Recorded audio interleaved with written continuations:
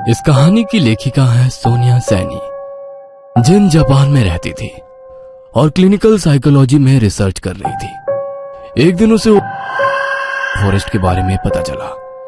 जिन इस फॉरेस्ट पर अपना रिसर्च पेपर लिखना चाहती थी, इसलिए उसने फॉरेस्ट जाकर वहां की पड़ताल करने का मन बना लिया।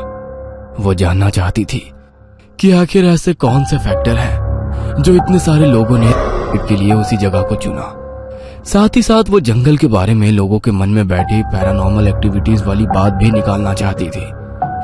उसी रात जिन ने अपना सामान बांधा और जापान के माउंट फूजी की तलहटी में बसे गहरे जंगल की तरफ निकल पड़ी। जिन के साथ उसका असिस्टेंट चैन भी था। लंबा सफर तय करके वो दोनों शाम के तकरीबन 7:30 बजे जंगल में पहुंच गए थे। मैम, मुझे लगता है हमें ज्यादा अंदर तक नहीं जाना चाहिए। आज रात को हम यही जंगल के बाहर ही अपना टेंट लगा लेते हैं। सुबह कोई गाइड ढूंढकर जंगल में घूमेंगे। नहीं चैंग, इस जंगल में कोई गाइड नहीं जाता और जो हम देखने आए हैं वो हमें जंगल के अंदर मिलेगा, बाहर नहीं। हम जंगल के अंदर चलेंगे और वहीं टेंट लगाएंगे। जिन और चैंग जंगल के अंदर की ओर बढ़ने लगते हैं। जंगल इतना घना था कि इसे पेड़ों का महासागर कहा जा सकता था। ऊंचे घने पेड़ों से ढका ये जंगल ऐसा था कि पूर्णिमा की रात होने पर भी जरा सी भी चांद छिटक कर अंदर नहीं आ पा रही थी। रात इतनी गहरी और काली भी हो सकती है, इसका एहसास आज पहली बार हो रहा था जैन को।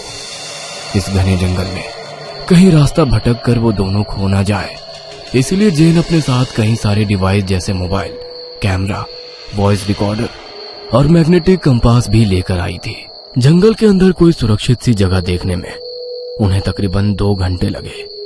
2 घंटे बाद एक झील के किनारे उन्होंने अपना टेंट लगा लिया। जंगल में बहुत अंधेरा है, टॉर्च भी सही से काम नहीं कर पा रहा है। काफी थक भी गए हैं, आज के लिए यही रेस्ट करते हैं। जैन और चैंग अपने अपने टेंट में जाकर सो गए। दिन भर की थकान के कारण कुछ ही पलों में दोनों गहरी नींद में पहुंच गए। कुछ देर बाद जैन को ऐसा लगा जैसे वो कहीं खींची चली जा रही है। कोई शक्ति उसे सम्मोहित कर अपनी ओर खींच रही हो मानो। अंधेरे रास्ते पर अपनी पलकों को बिना झपकाए वो आगे बढ़ती जा रही थी। कुछ देर में वो किसी दलदल नुमा जगह पर पहुंच गई थी। उसके पांव दलदल में धंसते जा रहे थे। खुद को दलदल में धंसता देखकर अचानक ही जैसे उसका सम्मोहन भंग हो गया। अब वो दलदल से बाहर निकलने के लिए छटपटा रही थी। अचानक ही कीचड़ से 2 काले भयानक कंकाल नुमा हाथ बाहर आए और वे उसे और भी तेजी से दलदल के अंदर खींचने लगे। जैन अपनी पूरी ताकत लगाकर बाहर आने की कोशिश कर रही थी, लेकिन एक झटके के साथ उन हाथों ने उसे दलदल के भीतर खींच लिया। दलदल के अंदर जैन का दम घोट रहा था। उसकी सांस टूटने ही वाली थी कि अचानक हाँफते हुए उसकी आंख खुल गई। ओ माय गॉड, ये कैसा सपना था? जैन की सांसें अभी भी रोक रोक के चल रही थी। घबराकर जैन ने अपने टेंट में चारों ओर नजर घुमाई। एक जुड़ा चमकती हुई आंखों के अलावा टेंट में गुप्त अंधेरा था। उन लाल चमकती आंखों को देखकर जैन थोड़ा सकपका गई और उसने सिरहाने रखा टॉर्च उठाकर उस तरफ घुमाया तो उसे एक तकरीबन 4 फीट का साया बंद टेंट से बाहर जाता दिखाई दिया। यह देख जैन के हाथ थोड़े ठंडे पड़ने लगे थे। अपना बैग कांधे पर टांग कर वो उस साये के पीछे टेंट से बाहर निकल गई। कुछ कदम चलने के बाद अचानक वो साया गायब हो गया। जैन अपनी टॉर्च से यहां वहां तलाश रही थी।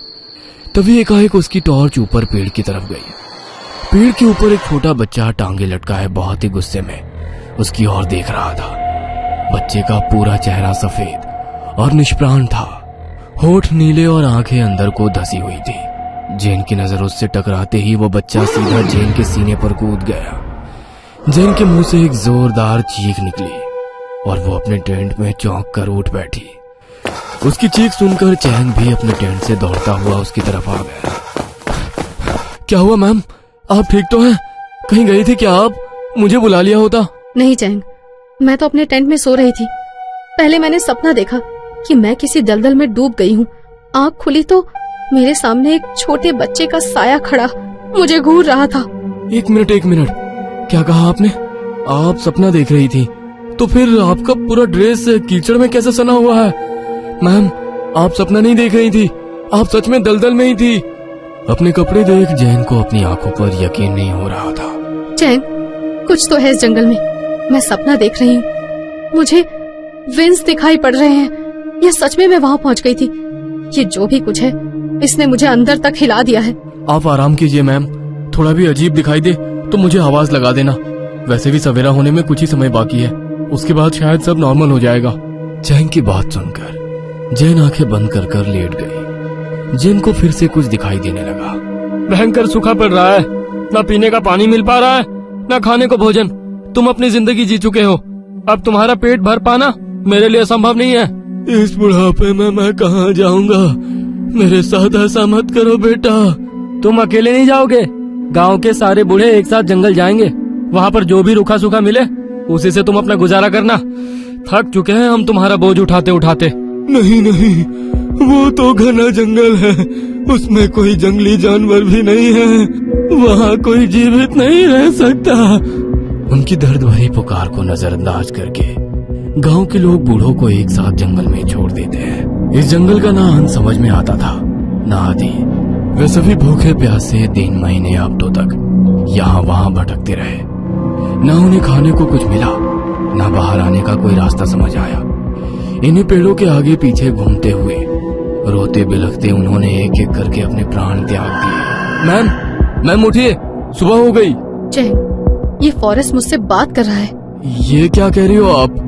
जैन अपने सपने में दिखाई दी हुई सारी कहानी चैंग को सुनाती है। उन सभी के प्राण इतने दुख और बेबसी में निकले कि वही नेगेटिव एनर्जी इस जंगल में हमेशा हमेशा के लिए कैद हो गई।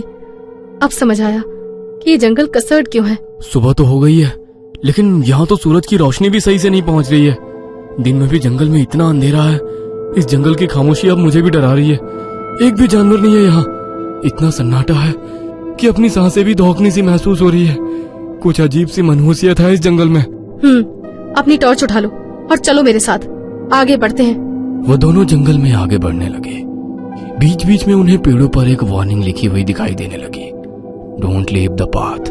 मैम, लगता है किसी ने पेड़ों से ये टेप बांधकर अंदर जाने का रास्ता बनाया है। चैंग और जैन टेप से बने रास्ते पर आगे बढ़ने लगते हैं। चैंग, कैमरा निकालो, वो देखो वहाँ कोई डेड बॉडी है शायद। आप यहीं रुकिए मैम, मैं पिक्चर्स क्लिक करके लाता हूँ। डेड बॉडी को देखकर चैंग कैमरा लिए टेप से बने रास्ते से बाहर निकलकर डेड बॉडी की तरफ बढ़ने लगता है। लाश पूरी तरह सड़ चुकी थी। चैंग उसकी तरफ कैमरा फोकस करके फोटो निकाल रहा होता है। तभी लाश के हाथों में हलचल होने लगती है और लाश अपनी जगह से खिसक कर कुछ दूर पहुंच जाती है।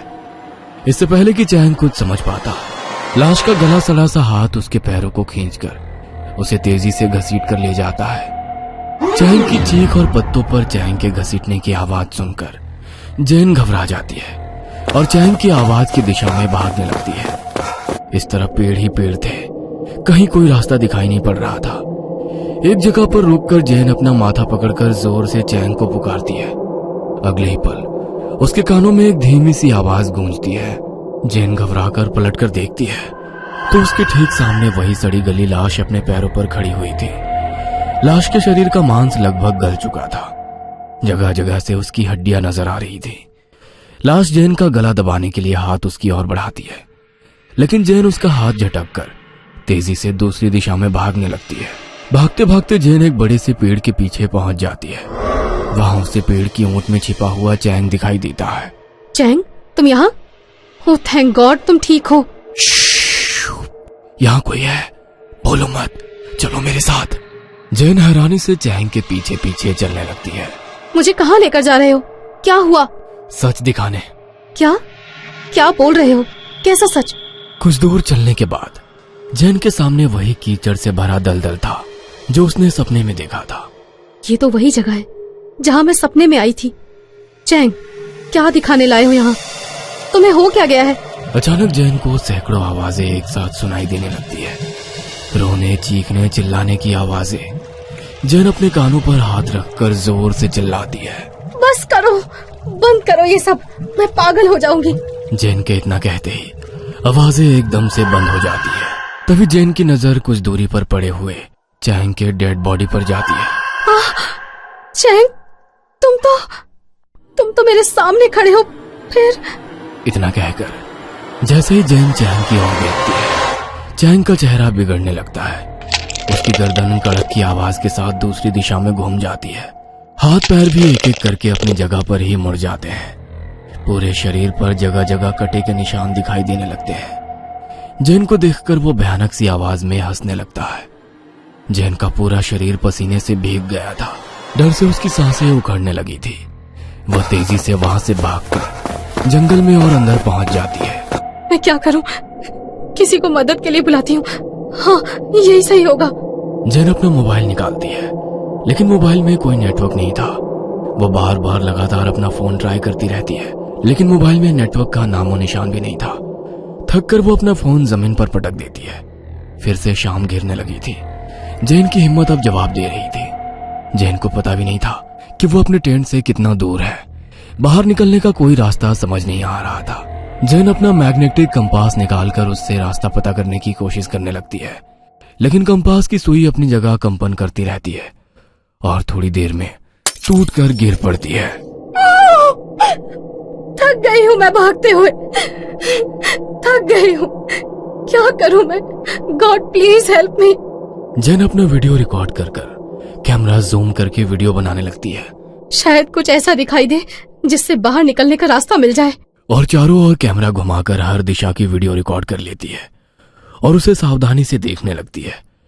वीडियो देखकर कैमरा उसके हाथ से छूटकर नीचे गिर पड़ता है। वीडियो में दूर दूर तक पेड़ों की शाखा और पेड़ के आगे पीछे भयानक शक्ल वाली आत्माएं दिखाई दे रही थी।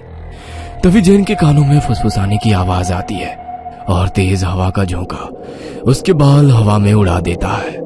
यहाँ से कोई बाहर नहीं जा सकता। जैन, आ जाओ हमारे साथ।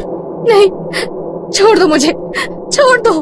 अगले ही पल पेड़ की एक ऊंची सी डाल पर अपने आप फांसी का फंदा बनने लगता है और जैन हवा में ऊपर उठते हुए उस फंदे तक पहुंच जाती है। मैं मरना नहीं चाहती। छोड़ दो मुझे, छोड़ दो। मैं मरना नहीं चाहती। जैन चीखती रहती है, लेकिन वह अदृश्य ताकत जैन को फंदे से लटका देती है। एक आखिरी चीख के साथ सब कुछ शांत हो जाता है और कुछ ही मिनटों में जैन का मृत शरीर फंदे से झूलने लगता है। पुलिस के आंकड़ों में फॉरेस्ट के नाम 2 और आत्महत्या दर्ज हो गई थी। कहते हैं जापान के इस जंगल में हर साल तकरीबन 200 लोग कर लेते हैं। क्या आप भी यह जंगल देखना चाहेंगे? ये कहानी आपको अच्छी लगी हो तो हमें सब्सक्राइब करें, हमारा इंस्टाग्राम और फेसबुक पेज जरूर फॉलो करें। और हाँ दोस्तों, सब्सक्राइब करना भूलना मत।